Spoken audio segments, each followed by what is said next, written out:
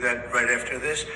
Steve, could you say a few words about the various charts? Thank you, Mr. President. So I called the President because I had some very good news from some new data that we've been able to put together that no one has ever seen before, and I'll just very quickly go through these. So I was telling the President that he did the right thing in calling for a new head of the Bureau of Labor Statistics, because this shows that over the last 2 years of the Biden administration, the BLS overestimated job creation by 1.5 million jobs. Mr.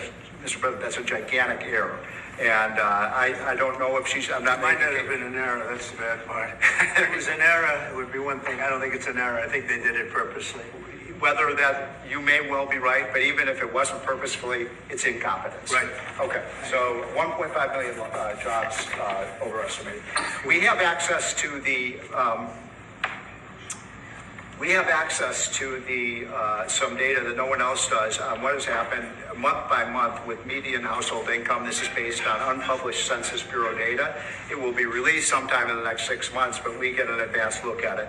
And so I was telling the President, in his first 5 months in office, starting in January through the end of June, the average median household income adjusted for inflation for the average family in America is already up $1,174. That's an incredible number. Yeah. Just came out. Just came out. So that's a giant gain. And if I would have said this, nobody would have believed it. There's your number. We're doing well. So the next one compares, we finally have the 2024 data on what happened with real family income in the United States. And so what I did was I compared the record in Donald Trump's first term with the Joe Biden first term. And you can see that, by the way, these dotted lines here, Mr. President, that's COVID. So if it had not been for COVID, these numbers would have been substantially better. But even taking account President Trump's last year in 2020, we saw a $6,400 real after inflation gain in income for the average family.